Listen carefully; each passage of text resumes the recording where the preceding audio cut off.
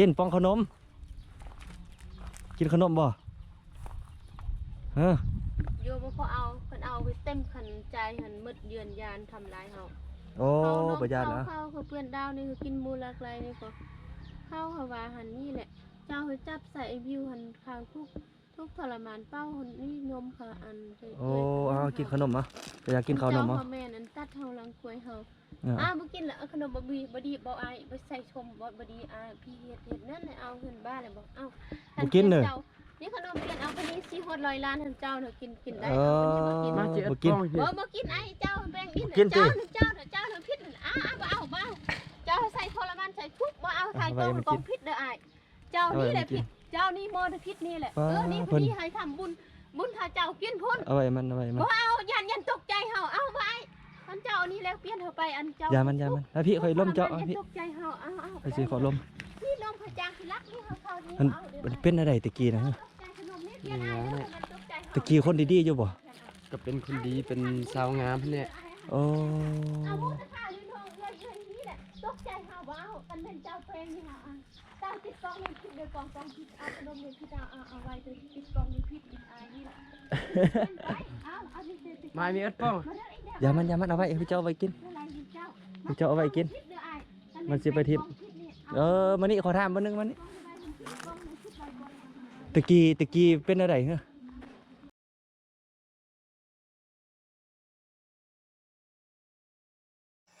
สบายดีพี่น้องมื้อนี้เบาสุภาพสิพามาเบิ่งที่ว่าผู้หญิงที่ว่าเขาเจ้าขังคอกหรือว่าขังกล้องไว้พี่น้องจักกกปลายสาเหตุถึงเป็นอะไรเฮาไปติดตามไปเบิ่งนำกันพี่น้องเอ้ยว่าสิเป็นอะไรพี่น้องโอ้เพิ่นสิจินเพิ่นขังคอกเพิ่นไว้นี่พี่น้องเอ้ย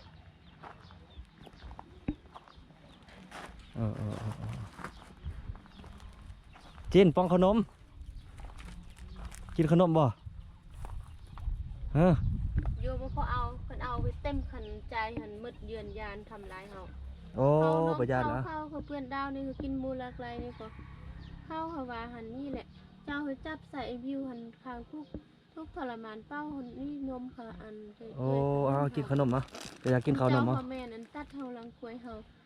บ่กินละขนมบ่ดีบ่อายบ่ใส่ชมบ่ดีพี่เฮ็ดนั่นเอาเงินบ้านเลยบ่เอ้าบ่กินเด้อนี่ขนมเปลี่ยนเอาไปนี่400ล้านท่านเจ้าเนาะกินได้บ่กินบ่กินไอ้เจ้าแบ่งกินเจ้าผิดบ่เอาเจ้าใส่ทรมานใส่ทุกบ่เอาใส่กองผิดเด้ออ้ายเจ้านี่แหละผิดเจ้านี่มอผิดนี่แหละนี่ผู้นี้ให้ทำบุญถ้าเจ้ากินพุ่นเอาไว้มันบ่เอายันตกใจเฮาเอาไว้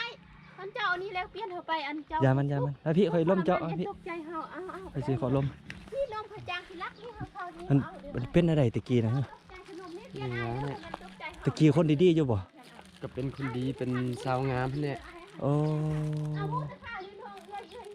ตกใจเฮาว้าวกันเป็นเจ้าเพลงนี่เฮาตาติดกองนี่คิดเด้อกองคิดเอาขนมนี่คิดเอาไว้ติดกองนี่คิดนี่แหละมามีอัดป้องอย่ามันเอาไว้พี่เจ้าเอาไว้กินพี่เจ้าเอาไว้กินมันสิไปทิพย์มานี่ขอถามมื้อนึงมานี่ตะกี้เป็นอะไรเหรอ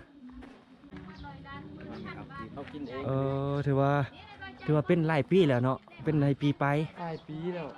ป้าเบิ่งกับผู้ดีผู้งามอยู่เด้น่ะตะกี้เราก็เป็นสาวงามเนี่ยงามสาวน่ารักเนี่ยไปนี่บ่นั่นเลยเนาะบ่ฮู้หยังเลยเนาะมาจุดฮอดจุดเฮือนเลยเนาะออกมาเนาะโอ้เป็นออกมาแฮ่อารวาสด้วยแหละเบิ่งเฮือนเป็นหยังเรายานเดือดไฟเหมือนยานแต่ไฟยานมันจุดเฮือนเนาะนี่เขาดีเฮ็ดได้มีเขาประหยัดเฮ็ดมันเป็นอันนี้ก็จำเป็นเนาะแม่นจำเป็นแหละ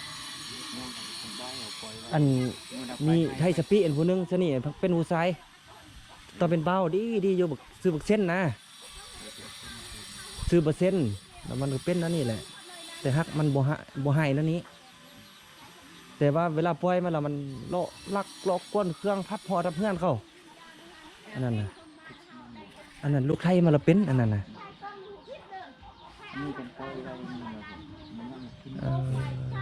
กระดานไฟเราเปลี่ยนทีนึงเลยเด้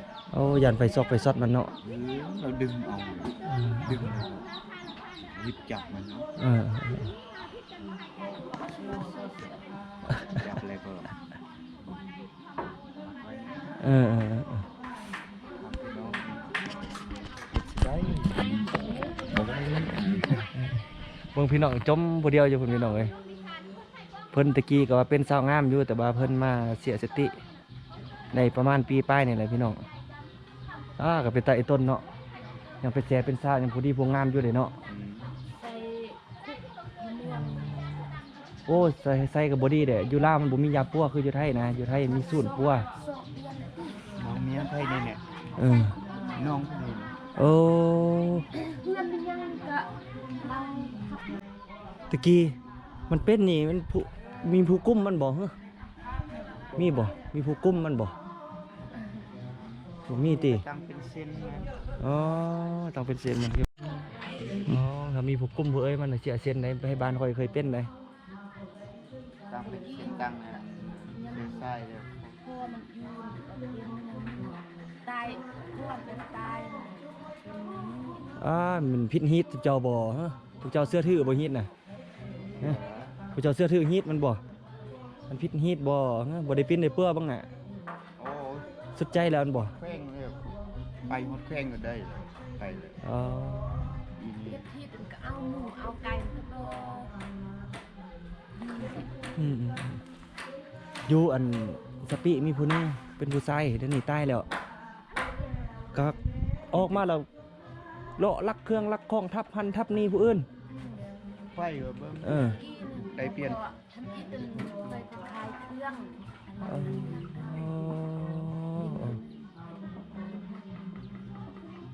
เบิ่งผู้ดีผู้งามอยู่เด้ผู้บักงามเนาะ อยากเป็นสาวเลยมีครูคุยอยู่ครู ป้าเขาไอ้แท็บหูจักเขาไอ้แท็บบ่ เนาะ หูจักไอ้แท็บอยู่เมืองนี่บ่หูบ่ครูน้องนะพวกครูน้องนะหูตีครูน้องนะบอกว่าตะกี้ครูน้องเคยมาสอนอยู่นี่นะเพิ่นแนะนำมาป้ามีผู้หนึงก็เขาว่า เพื่อพี่น้อง เพิ่นข้างไว้หั่นน่ะว่ายังบ่เฮ็ดซื่อๆอยากฮู้สาเหตุเป็นหยังสินะที่จริงได้ไปปิ้นไปปัวมาแล้วเนาะ อยู่ใส่ก็ไปหมดแล้ว โอ้ แฟนก็ไป แพงเงินได้หมื่นปลายหมื่นปลายบาท มันบ่มียากินคือแบบอยู่ไทยนะอยู่ไทยเขาเจ้ามีศูนย์นะเนาะมีศูนย์ปะไว้เนาะอยู่ไทยนะเนาะเขาเอิ้นโรงพยาบาลคนบานะอยู่ไทยนะก็มีเนาะลาวฮอนบ่มีลาวฮอนน่ะ มีกิน กับอย่างอีกผู้หนึงนางเฮียนค่อยสอนแต่พวก5ผู้ชายน่ะเป็นแบบนี้แหละ เขาเนี่ยกิน แค่ส้มพุ่ม ผู้ชายค่อยสอนพวก5มาคือปีใกล้นี่คือกันเห็นรถไผลักตะรถมื้อนั้นน่ะพี่บ้านลักรถท่านเห็นของไผแล้วจับไปเลยจับแลนเลยตำรวจไล่เอารถมื้อนั้นไปปีนอยู่พุ่นผู้สเก็ตฮอตบอลสเก็ตพุ่นก็ค่อยไปนำเอารถจังไดรถหมุนมัดรถของ5ก็ซื้อใหม่ๆ 30,000ป้ายรถน่ะเอาอันนี้ปล่อยมากกับอาราบาสคือกันเนาะขับเครื่องนะพ่วงอาราบาสบบปั้นได้ดอกยานมันได้ฟื้นได้ไฟมันจุดทันจุดนี้นะโอ้ตาย คือว่าที่เนี่ยมีถ้วยมียังทับ ปัวฮิตปัวข้องปัวเลยตี หมดแล้วบ่เรียกยังเลย เอาไผ่มาปัวก็คือเก้าอันบ่ เฉพาะให้ฮอดแพงพุ่นนะสุดความชนะ ไปปัวทางยากับปัวแล้วปัวทางฮิตกับปัวแล้วเนาะโอ้บ่ได้จังไปตาไอ้ต้นมันเนาะเบิ่งเด้ผู้บ่งามๆพี่น้องไปมอบ่ได้เลยพี่น้องให้บ่นั่งบ่นอนมาได้จ้ะน่ะนอนหันไปหันแหละเอาให้มันก็จิกทิมเอาทิมมันให้เนาะ เอาก้อนให้เราเลยเอาเลย ทิมหมดบ่เออ เชื่อเอาซุ่ม บอกภาษาลาวก็บ่เก่งๆเลยน่ะบอกภาษาลาวก็มันก็บ่เก่งๆเลยน่ะตะกี้มันก็หูโอ้ลมพนักงานมันก็หูอันนั้นอยู่เนาะมันก็เป็นนังเฮียนได้อันบ่ บ้องดัชนะเลย เป็นอย่างรอทายให้พี่ให้น้องเบิ่งเพิ่นยังฮู้ก็ถือว่าตอนนี้ถือว่าข่อยค่ำยามแลงเลยพี่น้องถือว่าเบาสุภาพสิได้ขี่รถกลับ ไปเบิ่งบ่นึงเลยพี่น้องไปเบิ่งไปหม้อบ่ได้เลยพี่น้องเอ้ยเฉพาะเขาเจ้าจึงขังคอขังกล้องไว้พี่น้องเพราะว่าในเมื่อประมาณ2ปีหลังนี่เล่าหั่นก็ถือว่าเป็นผู้แซ่ผู้สาวพี่น้องเอ้ยเป็นผู้แซ่ผู้สาวที่ว่างามอยู่หั่นแหละพี่น้องถือว่ามีผู้บ่าวทหารมาติดผู้นึงคือสั่นเพิ่นว่ามีบ่าวทหารมาติดแล้วมาอยู่นำอะไรเงี้ย4 เดือน 5 เดือนแล้วว่าสิเอาเพิ่นพี่น้องเอ้ยว่าสิเอาเพิ่นแล้วผู้บ่าวรักต้นนี้ปะหลังจากผู้บ่าวรักต้นนี้ปะแล้วก็ถือว่าเป็นโรคซึมเศร้าพี่น้องโรคซึมเศร้ามาในระยะนึงก็ถือว่าดีมากมีผู้ใหม่มาพี่น้องเขาเป็นบ่าวทหารอีกคือเก่าหลังจากผู้บ่าวทหารผู้ที่2มาแล้วก็ว่าสิเอาหั่นแหละก็อยู่นำกันก่อนเนาะตามฮีตามพ้องเขาเจ้าพี่น้องก็มาอยู่นำก่อนประมาณในปีนึงปีป้ายนี่แหละว่าสิจดประวัติได้เกี่ยมหมู่เกี่ยมมันอันคักแน่ล่ะได้พี่น้องแล้วพอสุภาพเอาขนมข้าวต้มไปให้แต่ละเทื่อนี่ปล่อยแบบนั้นพี่น้องเอ้ยปล่อยทั้งปล่อยทั้งด่าไปซะเลยพี่น้องนั่นได้ก็ย่าพี่น้องเอ้ยก็ถือว่าเป็นเรื่องเล่าที่ว่าบ่สุภาพเนาะได้มาฝากพี่น้องเป็นสิ่งที่ว่าเกิดขึ้นจริงแล้วเกิดขึ้นแท้พี่น้องเอ้ยเล่านี่ถือว่าอยู่บ้านผู้เลินเมืองไสสถานแข้งสัญญาบุรีพี่น้องก็สิประมาณนี้เด้อพี่น้องคลิปนี้ก็สิขอลาพี่น้องไปเพียงส่ำนี้พี่น้องคลิปหน้าพอกันไว้พี่น้องขอบใจลาก่อนพี่น้องเอ้ย